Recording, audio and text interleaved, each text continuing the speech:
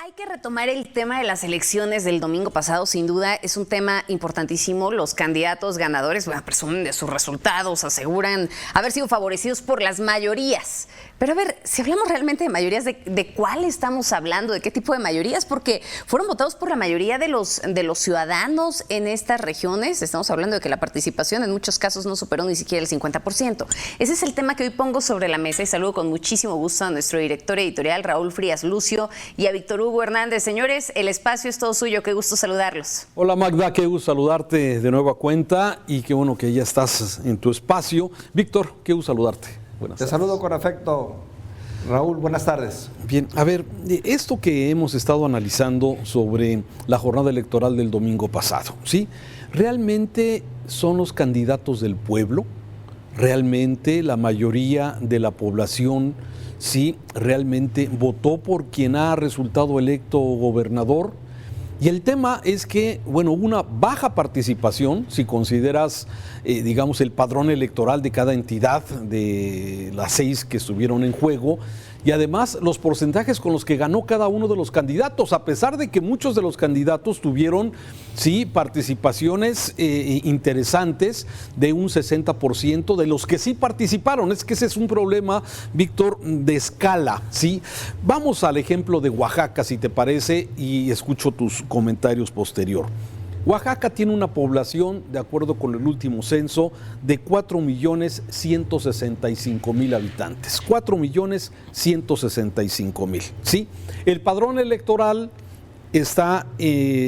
tiene una participación de 3.008.000 oaxaqueños que forman parte del padrón.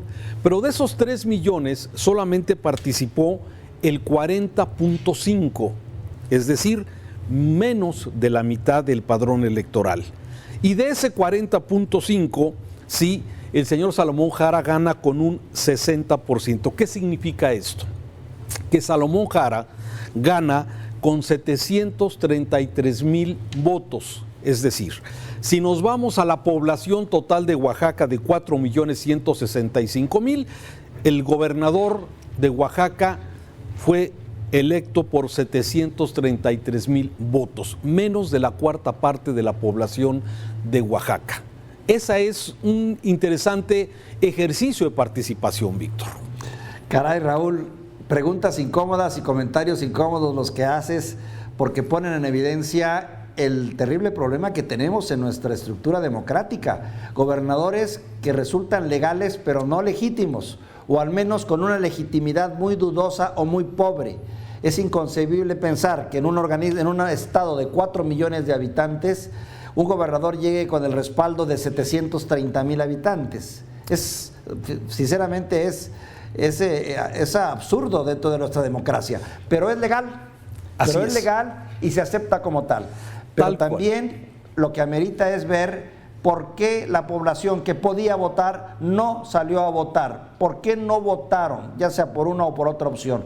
Ahí es parte del problema. Sí, mira, en este cuadro que estamos presentándole a nuestra audiencia, ahí vemos Oaxaca es el estado que menos participación tuvo, ¿sí? Respecto a su padrón electoral, ¿sí? Y aún así, bueno, ya mencionábamos 733,000 personas votaron por el señor Salomón Jara, que será el próximo gobernador del estado de Oaxaca. Pero déjame ir a Quintana Roo.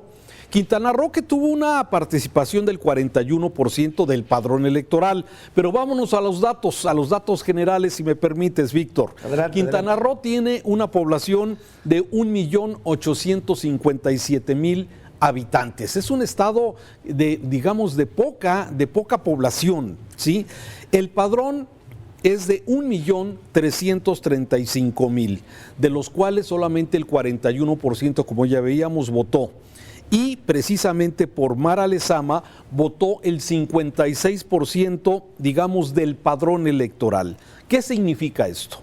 Que 308,000 personas, sí, así como lo escuchas, 308,000 personas, sí, son las que eligieron al gobernador del pueblo, o en este caso a la gobernadora, que es Mara Lezama, la gobernadora, por lo menos la presunta gobernadora electa, luego de que estamos esperando los resultados oficiales del INE para hacerlos gobernadores, digamos, electos. Así es que bajita la participación, es otro ejemplo. Y déjame ir de una vez con el que sigue, Durango, donde estás, donde estuviste tú, ¿sí? Una población de Durango de 1.832.000. Con todo lo que es el padrón electoral, 1.338.000, participó el 54%, ¿sí? Y de esos, el 53% votó por Esteban Villegas, es decir, 390.000 duranguenses son los que le dieron el gane a Esteban Villegas. ¿Qué tanta legitimidad tienen cada uno de estos gobernadores? Y eso es precisamente lo que quería comentar contigo sobre esto que tú bien dices. ¿Es legal? Sí, pero el respaldo sigue siendo bajo. Sí, como la legitimidad sigue siendo baja, ¿no? Finalmente es una estructura que les da el banderazo y eso que no llegamos a pleitos judiciales, ¿eh? Porque cuánto gobernador no hemos tenido que más que llegar por el voto popular, llega por el dictamen de un grupo de jueces o de funcionarios legales que le dicen tú vas a ser el próximo gobernador porque así lo hemos decidido nosotros. Qué triste y lamentable llegar así y no llegar con el respaldo total de la población. Pero el problema, vuelvo a insistir, Raúl, viene de origen. ¿Qué hacen los partidos? ¿Cómo promueven a sus candidatos? ¿Cómo se venden? ¿Cómo se organizan los debates electorales? Todo siempre pasado por el matiz de la mediocridad de los partidos políticos, que son rígidos, amarrados, apretados, ya no digamos corruptos, ¿no? Y tiesos en el sentido, no hay creatividad, no hay alegría, no hay diferencia, no se rompen paradigmas, no, todo el mundo se ajusta a un padrón y todo el mundo durante la jornada electoral tiene miedo a moverse durante las campañas, no se quieren mover más allá de lo indispensable y no se diga que vayas punteando porque entonces no asistes a los debates, rechazas a los medios, no le entras a la discusión y te sujetas a lo que te dicen tus especialistas en marketing político y lo que da como resultado una pobre participación de la sociedad. Ese es el tema, yo creo que es el punto que has tocado y has tocado un punto medular. No emocionan los candidatos, no emocionan los partidos políticos y hemos hablado de que está agotado ya el sistema de los partidos políticos tradicionales, sí, pero aún así no hay alternativas. Entonces, un partido que no emociona, candidatos que no generan sentimientos y que de alguna forma no identifican o no toman las necesidades de las personas en frases huecas que muchas veces no son suficientes. Y mucho de esto es precisamente la movilización. Sí, hemos hablado de la utilización de programas sociales para poder motivar, incentivar a la gente a votar, en este caso, por el partido en el gobierno, que es Morena. Sí, pero lo mismo pasa, mira, Aguascalientes, por ejemplo. Tere Jiménez va a ser gobernadora de Aguascalientes con 260,000 votos. 260,000 personas que votaron por ella, sí, independientemente de una población que tiene Aguascalientes de 1.444.000 habitantes. Hidalgo, un estado que tiene 3.082.000 habitantes, 664,000 votos eligieron a Julio Menchaca, que será el gobernador de ese estado. Y Tamaulipas, una población de 3.527.000 tamaulipecos y que 980,000 con una participación de Américo Villarreal concretamente, que es precisamente y será el próximo gobernador de esto. ¿Qué es lo que tú además dices de que no emocionan los partidos, de que no, los candidatos no traen nada nuevo, no rompen paradigmas? Yo diría que también hay otros elementos que han influido en la poca participación, además de no emocionar. El tema de la violencia, el tema de las necesidades de las personas, de las familias, que tienen otras prioridades antes que participar directamente, satisfacer sus necesidades básicas. Entonces, si sumas violencia, necesidades básicas, inflación, requerimientos de más recursos, sí, no alcanza de alguna forma a dimensionarse lo importante que es tener un voto por un candidato para que llegue no solamente con una mayoría legítima, sino que tenga esa legitimidad de la que tú hablas y que logre precisamente la emoción de tomar políticas públicas que beneficien a los ciudadanos en la calidad, en beneficios a las comunidades. Eso me parece que la gente no lo alcanza a percibir todavía. Raúl, y agrega otro factor, el descrédito y lo poco popular que es la política actualmente en nuestro país, el desprestigio por el que atraviesa una gran cantidad de políticos metidos o de personas metidas a política que la verdad han decepcionado.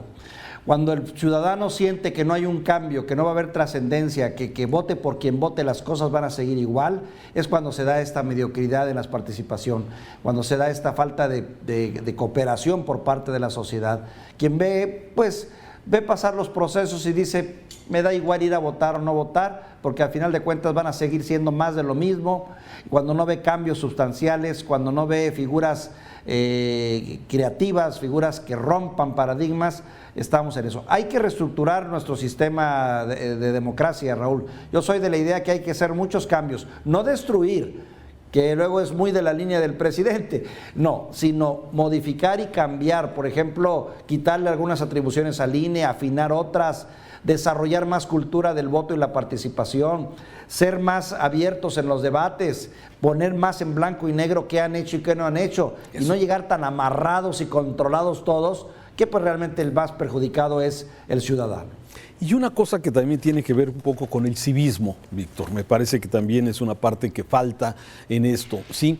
El conocer exactamente las responsabilidades de cada uno de los niveles de gobierno, ¿sí? De los gobiernos federales, del gobierno estatal, de los gobiernos municipales, y qué le toca a cada quien, qué le toca a los diputados, qué les toca a los senadores, qué le toca al presidente municipal para poder de alguna forma deslindar responsabilidades directamente sobre cada uno de ellos. Legisladores, diputados, hacer leyes, ¿sí?